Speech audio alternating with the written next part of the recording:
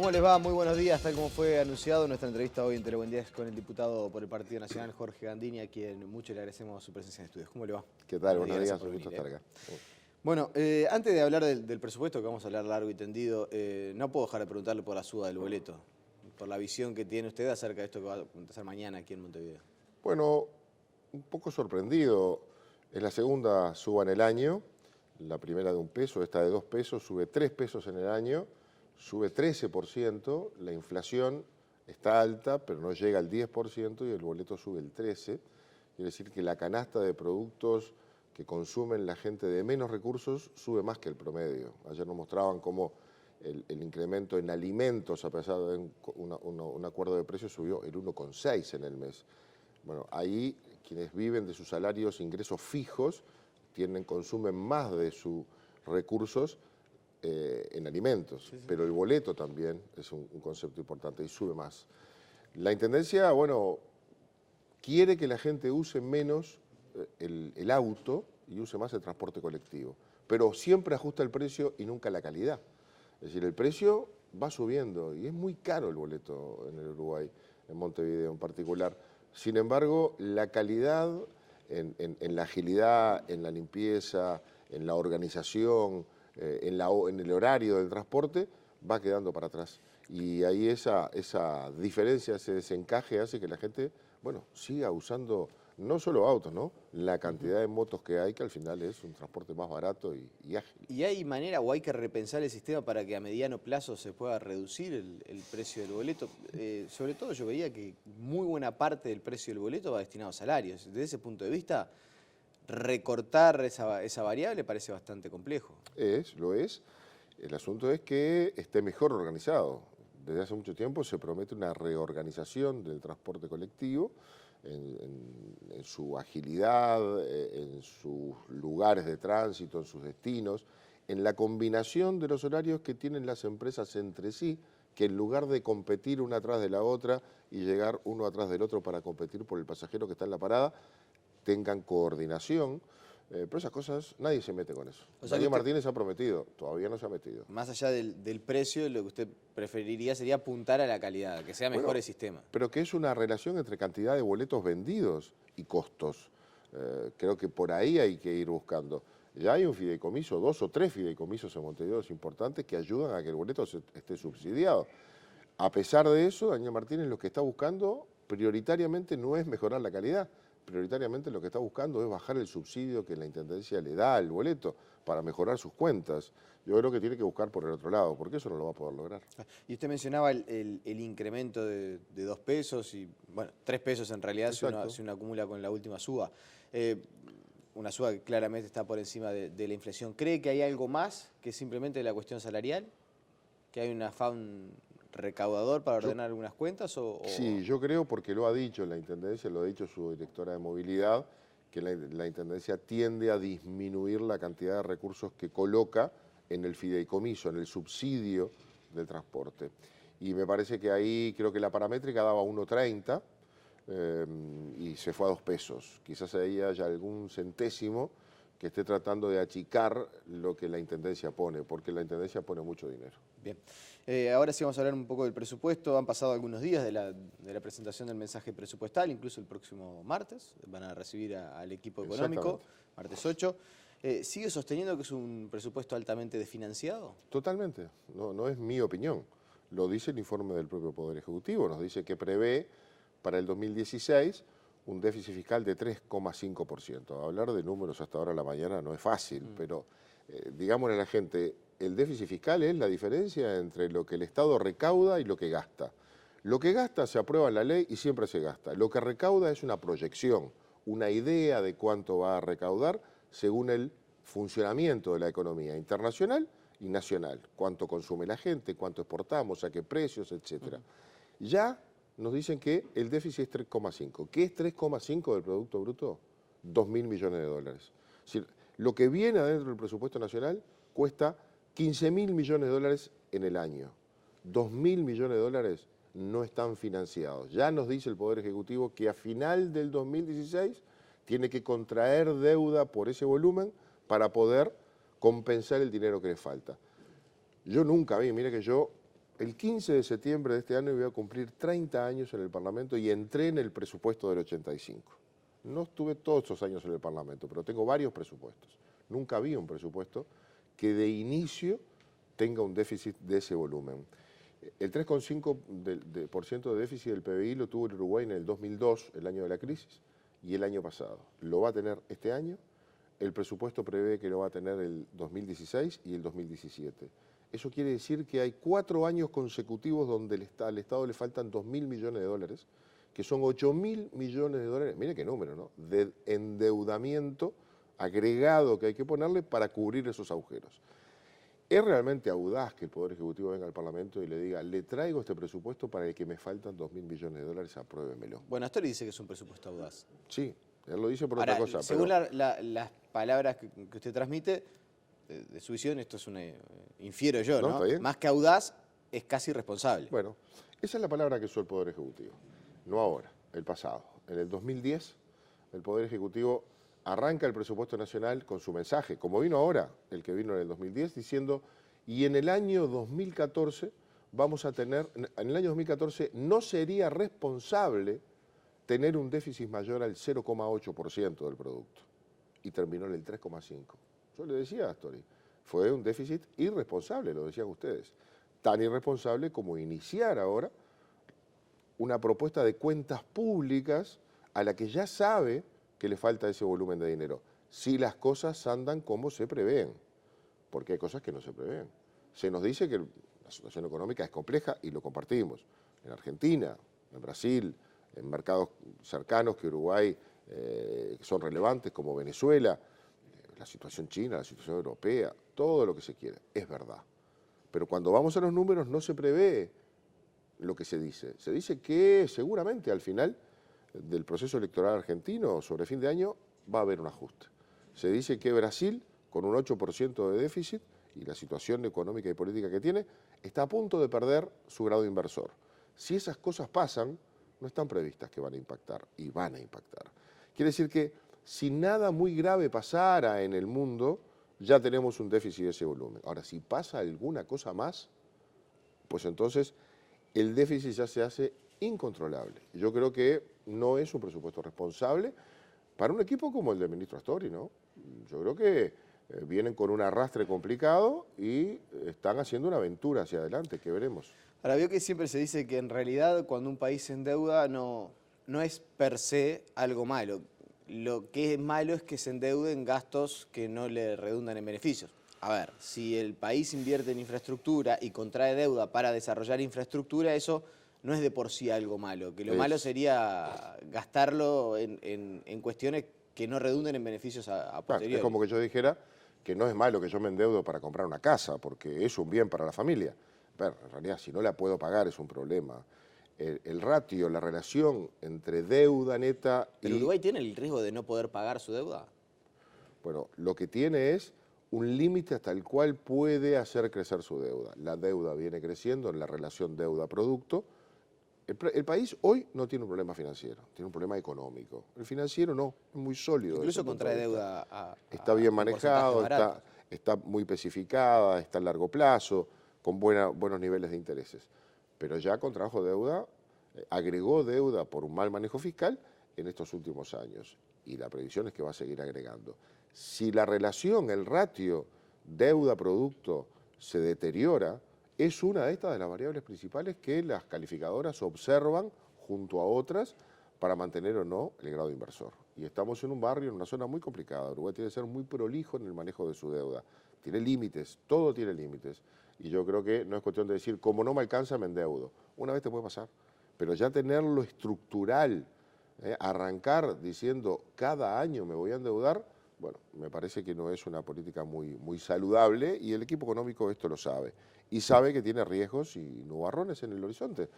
Todas las variables son complicadas. Hay un solo dato internacional que nos beneficia y no se nota, que es el precio del petróleo. Lo mismo que a Uruguay lo beneficia, porque no producimos un barril de petróleo, es lo que complica a Venezuela o a Rusia o a otros mercados. Su principal producto cayó a la mitad de precio. Bueno, nuestro principal producto de importación cayó a la mitad de precio. Ese es un buen dato.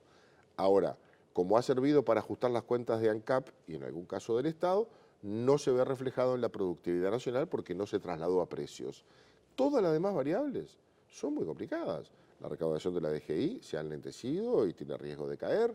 El país exporta menos volumen y exporta a menor precio sus productos. Algunos mercados se nos han cerrado. Tenemos una inflación que se escapa de los límites y el gobierno sabe que se escapa, es muy pícaro, no nos dice algunas cosas que yo se le voy a decir después. El gobierno sabe que se escapa y ya hace algunas previsiones, la deuda aumenta. ¿Algunas previsiones en qué sentido? Bueno, la pauta salarial que viene para el sector público abandonó el gatillo en el 10%. ¿Recuerdan aquello? Si pasa el 10, en un principio decía, si pasa el 10 los aumentos salariales se hacen 2 veces por año. Eso se derogó en el gobierno pasado y ahora lo que está vigente es, si pasa el 10 hay que renegociar los acuerdos salariales. Bueno, ahora la pauta dice, si pasa el 12, se abandonó el 10. Por algo dice el 12. El gobierno debe estar pensando que algunas situaciones se le pueden desacomodar y en realidad el 12 pasa a ser la línea clave. Que además utiliza, yo no entendí mucho por qué el movimiento sindical, que es tan activo y combativo, aceptó las pautas salariales para el sector público. Pero el gobierno lo que dice es, el aumento salarial para el sector público se fija en el 5%. Se fija en el eje del rango meta para la inflación. El rango meta es entre 3 y 7, el eje es 5. Y se ajusta por lo que subió más allá del 5 en el periodo anterior. Es decir, lo que va a pasar es que es el 5 y se corrige mirando para atrás. Pero para adelante ya sabemos que se desfasa, porque nunca fue el 5, ni en los mejores momentos fue el 5. Por lo tanto, si yo te doy el 5 y corrijo para atrás, yo sé que vas a ir perdiendo, porque la inflación va a ir por encima del 5. Y recién la voy a corregir mirando para atrás cuando llega al final. Bueno, se desindexa. Eso está bueno. Nosotros tenemos el cálculo hecho de que al final del quinquenio el salario real público va a perder un 2,5, 2,7% con las propias previsiones que hace el gobierno de la evolución de la inflación y de las otras variables. Bueno, se tiene claro que hay que ajustar. No se dice, pero se tiene claro que hay que ajustar. Ahora, aún así, hay otros riesgos. ¿Y esto de los ahorros que se anunció son tales en cuanto a la reducción de algunos puestos laborales, en el Ministerio de Economía una partida importante Ayer estaba de dinero? sacando cuentas, no la terminé de sacar, es verdad. Hay 761 millones de pesos que se producen de ahorro en créditos de vacantes. Hay que ver qué es caja y qué es crédito, son términos muy técnicos. El gobierno no ahorra dinero. Lo que tenía ahí era una previsión que no usa.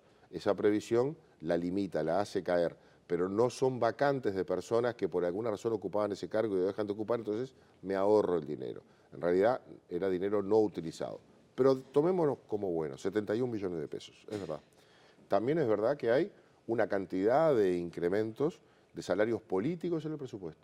Eso le iba a preguntar, no se ha hablado mucho de algo que es típico en todos los presupuestos, Los o por lo cargos de menos confianza. los cargos de confianza. Sí. Desde la oposición dicen, no, que se aumentan los cargos de confianza, Hay. que en un momento de ahorro del país se incrementan demasiado los cargos de confianza, que no es necesario. ¿Hay? Pero hay otras cosas mucho peores. Hay más cargos de confianza, hay una cantidad importante de cargos de confianza, hay transformación de cargos que no lo son en cargos de confianza, eso existe. Pero hay otras cosas. Hay mucho, ¿se acuerdan? La gente se acuerda el lío que tuvimos fenomenal cuando el Poder Ejecutivo nos mandó una iniciativa en el presupuesto anterior para desenganchar los salarios de los ministros y engancharlos con los salarios de los senadores, ¿se acuerdan? Eso después trajo todo el problema de la equiparación judicial, de los judiciales y demás. que dicho sea de paso, no está incluido en el presupuesto. No está incluido, eso no viene. Nos dijo Astori que, para hacer un paréntesis con judiciales, que el gobierno prevé que la Suprema Corte de Justicia entienda que la última ley que se votó es constitucional y por lo tanto no hay que pagar nada. Y si es inconstitucional según la Suprema Corte, dijo, bueno, habrá que ver una negociación posterior. El presupuesto no prevé, el Poder Judicial nos manda una iniciativa con el 21,5% para esa equiparación. El Poder Ejecutivo no manda nada. Pero estábamos con lo de los salarios. Y los cargos de confianza. Y los cargos de confianza y esto que te decía de los salarios enganchados. A los ministros les subieron el sueldo enganchándolo a los senadores y los ministros enganchan los cargos de confianza. Algunos, no todos. O sea, el subsecretario engancha con el ministro, el director de general de secretaría engancha con el ministro y eso fue subiendo.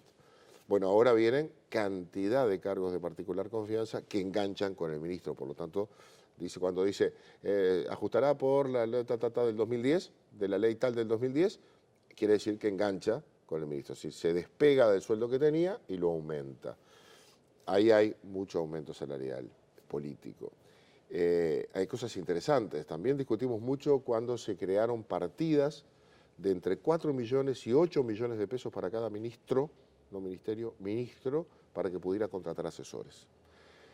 Cada ministro tiene un volumen de dinero y puede contratar asesores. La última cláusula decía,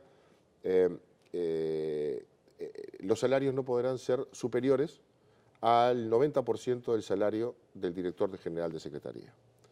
Hoy, ¿cuánto es eso? Porque el director general de Secretaría se desenganchó y gana más, entonces el 90% es más. Hoy ese tope es de 117.000 pesos, o sea que el salario de los asesores del ministro no puede ser mayores a 117, es bastante, ¿no? Bueno, viene una norma que dice, derogas el tope.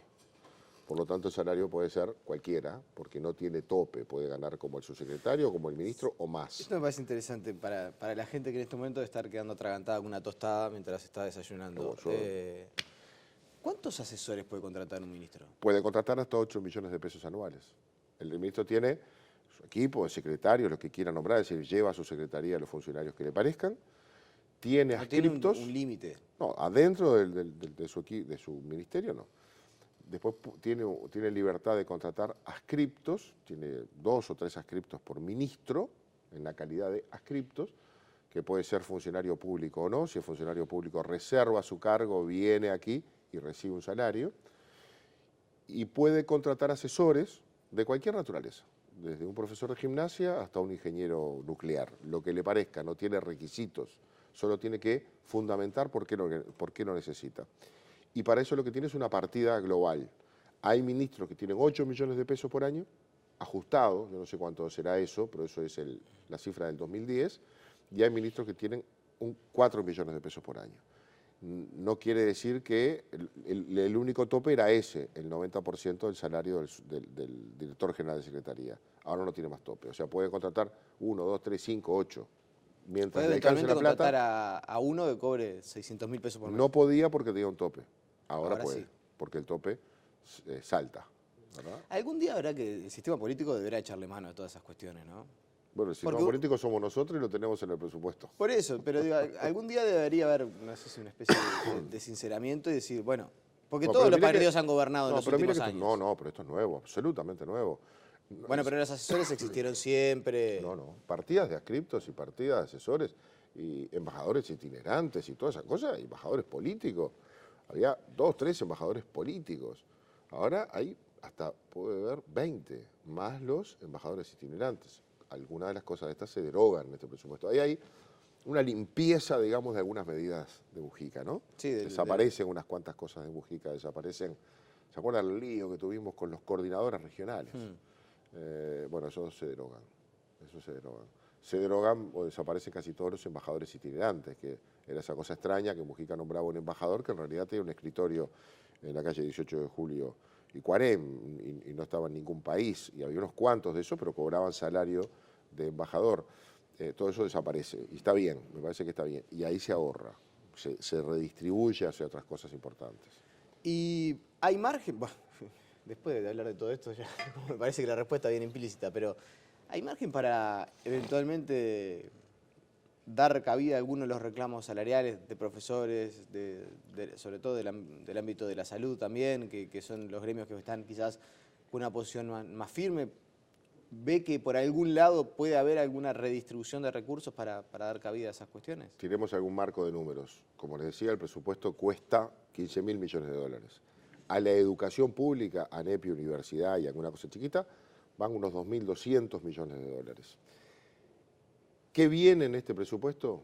Bueno, viene un incremento para este año 2016 de unos 100 y poco millones de dólares para ANEP en el rubro servicios personales. Lo que dijo Murro el otro día, que quizás no ayudó mucho para levantar el conflicto a la salida de la negociación mientras las asambleas debatían, dijo, bueno, toman esto o el gobierno lo pone en infraestructura y no hay nada de salario. Firman este convenio o nada. Bueno, eso no es cierto. No es cierto, Murro ya no tiene más la palabra en este debate. El presupuesto está en el Parlamento, el componente que se preveía para el convenio, es decir, que el piso del salario está en 25.000 pesos, viene, o sea, el dinero está global, en un renglón que dice servicios personales, y aparece allí el monto, y por lo tanto es el Parlamento el que tiene la palabra. Así, si hay una negociación sobre estos aspectos... Puede eventualmente incrementar. Pero ya tenemos ahí un incremento que mandó el Poder Ejecutivo. Para los sindicatos no es suficiente. ¿Qué puede hacer el Parlamento? Y bueno, puede hacer una cosa muy importante. No puede subir. El Poder Ejecutivo no puede subir mandar... global. Claro, el Poder Ejecutivo nos puede mandar un presupuesto al que le faltan 2.000 millones de dólares desfinanciado. Nosotros no podemos desfinanciar un peso. Nosotros lo que podemos hacer es crear nuevos gastos poniendo nuevos recursos. O sea, en teoría podríamos crear un impuesto, porque es un ingreso nuevo para financiar un gasto nuevo, o podríamos reasignar. Y eso obliga a trabajar con una lapicera en una mano y con una tijera en la otra. Es decir, ¿de dónde corto para incrementar acá? Es decir, es lo que se llama reasignar. Busco gastos no prioritarios, superfluos, no importantes. Al final le saco a alguien y lo pongo en la educación. ¿Y en la educación dónde? Ese trabajo lo podemos hacer y lo hemos hecho, ¿eh? Y la bancada del Frente Amplio está un poco en esa teoría. Yo he escuchado de todo al respecto y algunas cosas muy locas, pero me parece que está en la filosofía de buscar. La oposición lo ha hecho, muchas veces no votamos una cantidad de artículos, le costeamos su ahorro y entonces después por ahí nosotros proponemos financiar otros gastos. Hay un debate por darse todavía en el ámbito parlamentario en dos cámaras y yo creo que algunas modificaciones va a haber. No van a ser muy significativas, pero hay que animarse a bucear en esos 15.000 millones de dólares a ver por dónde podemos sacar algún ahorro. La última, y quiero volver a un tema de Montevideo, porque ya se nos fue la entrevista. Desde su visión, ¿cómo está actuando la concertación, sobre todo en cuanto a la bancada de ediles? Porque aparecen algunas divergencias, algunas votaciones que no es en su conjunto, incluso algunos ediles de la concertación que acompañan algunas iniciativas del gobierno de Montevideo. Ayer aparecía en el semanario de búsqueda que incluso hubo una especie de discusión entre dos ediles, casi terminan los golpes de puño. ¿Qué está pasando en la concertación hoy? En ese periodo que usted definía como tan clave de trabajar si queremos ganar en 5 años. Bueno, la concertación es una experiencia novedosa que tiene que hacer su propio camino. Tiene que tener su propio programa que no puede ser... Cuando tenés tiempo para nacer, tenés que crear. La concertación nace por un acuerdo político y afina el lápiz para llegar con un programa de acuerdos y el acuerdo es básicamente todo lo que no quiero y las grandes líneas en las que podemos coincidir. Eso fue en el tiempo preelectoral. Ahora tiene que mostrar que su existencia está justificada. ¿Y lo está mostrando? Y bueno, le falta todavía lo que el tiempo te da, crear affecto societatis entre las partes. Son diferentes los orígenes, las procedencias, las experiencias. Tiene que generar ese affecto societatis entre las partes, Partido Nacional, Partido Colorado, figuras como la de Novik que no integran a ninguno de esos partidos. O sea, hay colectividades y personas, hay ediles, hay alcaldes, el propio grupo de Novik no tiene el arraigo que pueden tener los ediles que de la concertación son del Partido Nacional, que tienen un partido atrás, o los alcaldes que son del Partido Nacional, y por lo tanto hay toda una colectividad y un marco de reglas y de respaldos de una organización política muy estable a esos ediles. Del otro lado hay una evolución diferente. Bueno, hay tiempos que hay que ir encontrando y veremos, es una etapa de desafíos. Yo no me animaría a decir que la concertación está en el mejor de los caminos. Tampoco soy pesimista. Creo que está en su primer tramo de búsqueda. En los 15 segundos que me quedan, me acuerdo que la última vez que vino, usted dijo la banda de la oposición tiene que tocar afinada, porque si no en 5 años... ¿Pero está tocando afinada o...? ¿En la Junta Departamental o sí. en el caso de la concertación? Bueno, tampoco es muy desafinada. Yo creo que todavía hay instrumentos que no entraron a la banda. Falta un poquito y creo que la parte que se habla poco, y eso es lo más eficiente o lo más importante de la concertación, es que somos cogobierno en Montevideo porque tenemos 2 municipios a cargo de alcaldes de la concertación. Y ahí es donde están puestas, me parece, las mayores expectativas. Jorge Gandini, le agradecemos su presencia esta mañana aquí en Tele Buen Día. Con muchísimo gusto. La pausa y seguimos con muchas más noticias.